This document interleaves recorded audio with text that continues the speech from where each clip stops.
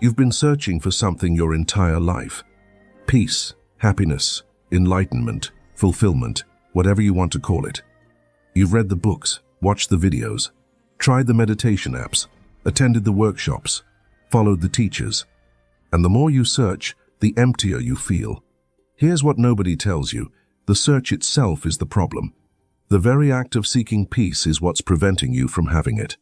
In 1520, a young monk in feudal Japan learned this the hardest way possible. His name was Renjiro, and he spent 20 years desperately seeking enlightenment. He practiced harder than anyone at his monastery, meditated longer, studied more texts, pushed himself to exhaustion, and achieved absolutely nothing. Until one day, an old Zen master asked him a single question that destroyed everything he thought he knew. The answer to that question revealed the greatest paradox in human consciousness. When you seek it, you lose it. When you grasp for enlightenment, it slips through your fingers. When you try to capture peace, it vanishes. Today, you'll discover why your search is making you more lost, why trying harder makes it worse, and how a 500-year-old Zen teaching can end the cycle of endless seeking that's been exhausting you your entire life. Before we begin, comment below. What have you been searching for that you can't seem to find? Peace? Purpose? Happiness? Write it honestly, because awareness is the first step to stopping the search. And if you're tired of chasing, subscribe now. This channel teaches authentic Japanese philosophy that ends the seeking, not feeds it. Now let's begin with the monk who almost died searching. Chapter 1. The Endless Search. Kyoto Mountains. Spring 1520. Renjiro was 28 years old. He'd been a Zen monk for 12 years, and he was about to break. Not physically. Physically, he was stronger than most monks at the monastery. He could sit in meditation for 8 hours without moving, could fast for days, could endure freezing mountain meditations. But mentally, he was collapsing, because after 12 years of practice, he still hadn't experienced Satori, the sudden awakening every Zen student seeks. Think about that. 12 years, over 4,000 days of meditation, thousands of hours studying texts, hundreds of sessions with masters, and nothing.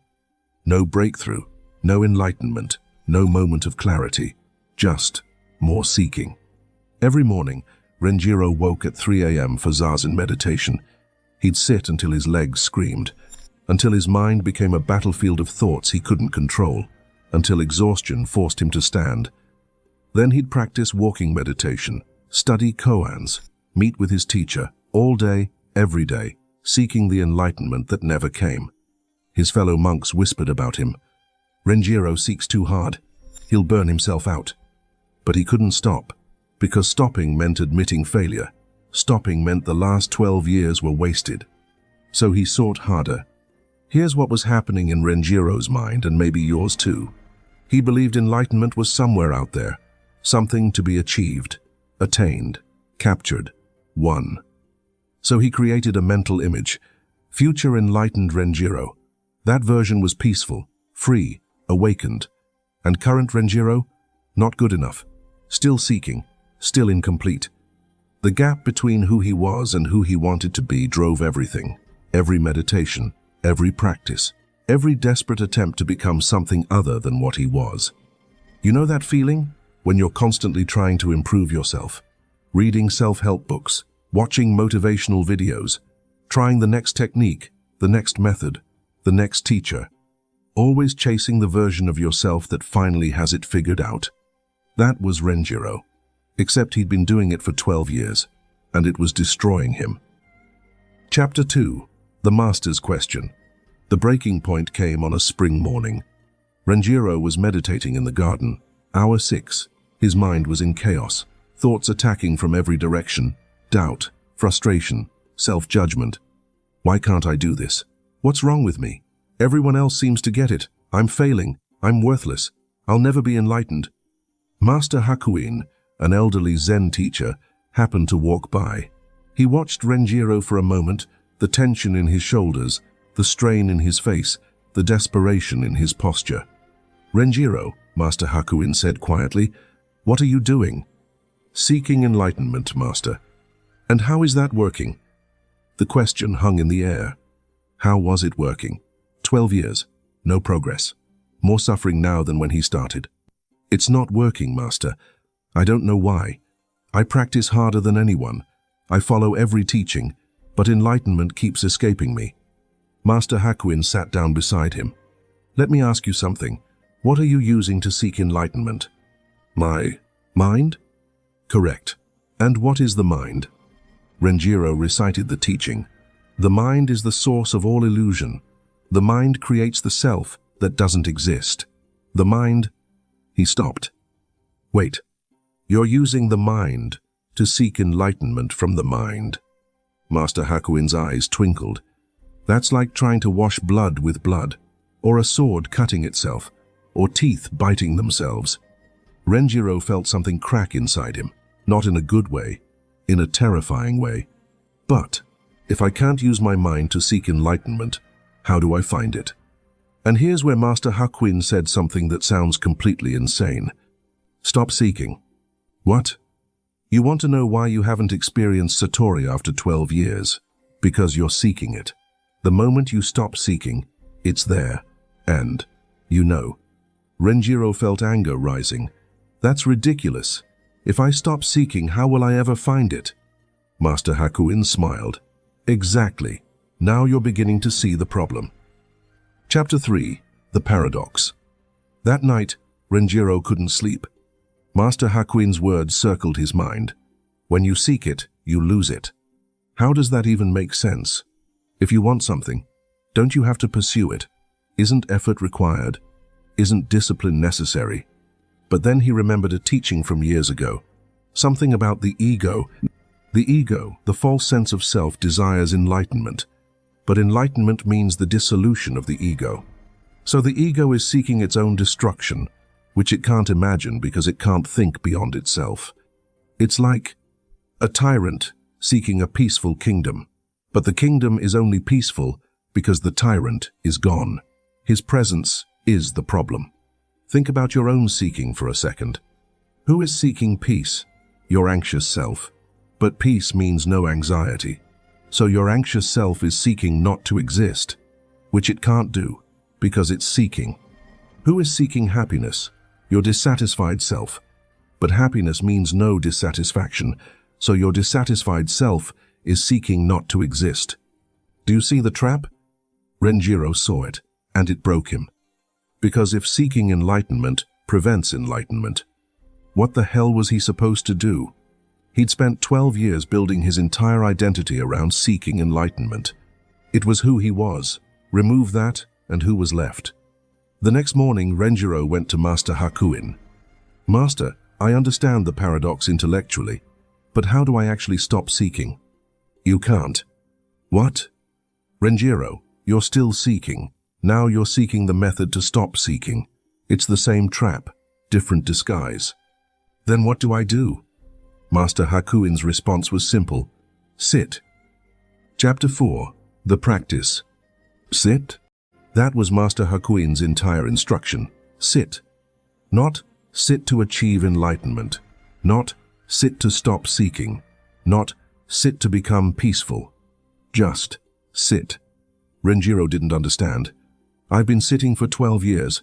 That's all I've done. No, you've been sitting and seeking. I'm telling you to sit without seeking. Sit without trying to achieve anything. Sit without purpose. 10. But isn't the purpose of Zazen to develop concentration? To create the conditions for Satori? That's still seeking. Here's what Master Hakuin was teaching, and what neuroscience now confirms. The brain has what's called a default mode network. It's the part that creates the sense of self, that plans for the future, that dwells on the past, that seeks and wants and judges. When you're seeking enlightenment, that network is active. You're reinforcing the very thing you're trying to dissolve. But in true Zazen, sitting without purpose, that network begins to quiet. Not because you're trying to quiet it, because you're not feeding it with seeking. Renjiro tried it. For the first week, it was torture. Every few minutes, his mind would ask, am I doing this right? Is this working? Am I getting closer to enlightenment? Seeking, seeking, seeking. But Master Hakuin's instruction was clear. Notice the seeking. Don't fight it. Don't try to stop it. Just notice it. And return to sitting. Not sitting for anything, sitting as the thing itself. Week 2. Something shifted. The seeking thoughts still came, but they had less power. Renjiro could see them as just thoughts, not truth, not commands. Just mental events arising and passing. Week 3. Moments of clarity. Brief glimpses where there was no seeker, no goal, no future enlightened self. Just this. Breathing. Existing. Being. But the moment he noticed it, oh, this might be it. Seeking returned, and it vanished. It's like trying to catch smoke. The tighter you grip, the faster it escapes. Chapter 5. The Koan. After 3 months, Master Hakuin gave Renjiro a koan. A koan is a Zen riddle designed to break rational thinking, to exhaust the seeking mind until it collapses. The koan: show me your original face before your parents were born. Wait, what? That doesn't even make sense. Before your parents were born, you didn't exist, so how can you have a face? Exactly, that's the point. The rational mind can't solve it. It tries. It creates theories, concepts, explanations, but none of them is the answer. Renjiro spent weeks with this koan.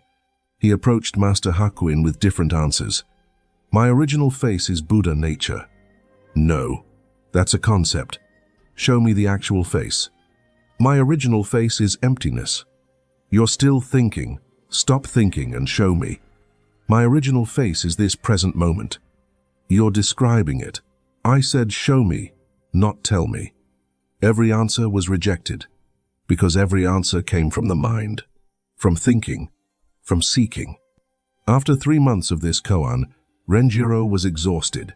He'd tried everything: philosophy, logic, poetry, silence, gestures. Nothing worked. One evening, completely spent, he sat in the garden, not meditating, not seeking, just sitting because he had nothing left. And then it happened. Chapter 6. Satori. Without warning, without cause, without effort, everything stopped. Not stopped like became still, stopped like the whole structure of seeking collapsed. There was no Renjiro seeking enlightenment. There was no future awakened self. There was no gap between where he was and where he should be. There was just this: trees, wind, breath, sounds, existence happening. And it was perfect, not because it was special, because there was no one there judging it as not special. The seeker was gone, and what remained wasn't enlightened Renjiro. It was just awareness, consciousness, being. No separation, no self, no other, just reality experiencing itself. This lasted maybe 30 seconds. Then the mind returned, oh my God, was that Satori? Did I just... And it was gone. But something had changed, permanently. Renjiro went to Master Hakuin. Master, He couldn't find words. Master Hakuin smiled. Good. Words would ruin it. Now you know. The seeking was the only thing in the way. When it dropped, there was nothing blocking what was already there. But I didn't do anything. It just happened. Exactly. Satori doesn't come from doing. It comes from the collapse of doing, from the exhaustion of seeking, from the moment when you finally, completely give up. So all those years of practice, were they pointless? Not pointless. Necessary, but not as achievements, as preparation. You had to exhaust every possible path of seeking before seeking itself could collapse.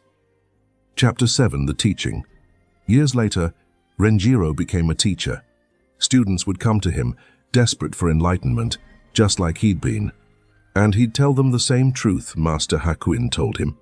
What are you seeking? Enlightenment, Master. Who is seeking? I am. And who is this I that seeks? Usually, they couldn't answer, because the moment you look for the seeker, it vanishes.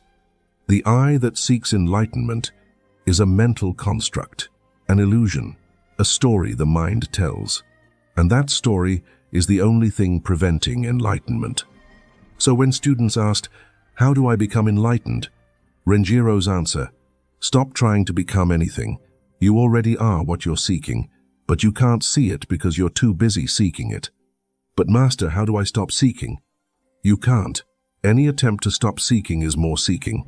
You just have to see through the seeking, recognize it as the trap it is. And eventually, when you're completely exhausted, it drops on its own. One student asked, "So there's nothing I can do?" Correct. Then why practice? Why meditate? Not to achieve Satori, but to see clearly what's preventing it, the seeking itself. Practice reveals the trap. It doesn't escape the trap. Only exhaustion of the trap escapes the trap. The paradox resolved. The paradox of Zen isn't complicated. It's brutally simple. You cannot find what you never lost. You cannot achieve what you already are. You cannot become what you've always been. The search for peace creates the agitation that prevents peace. The desire for enlightenment creates the ego that blocks enlightenment. The effort to be present creates the future-focused mind that misses the present. Every step toward the goal is a step away from where you already are. Renjiro learned this after 20 years.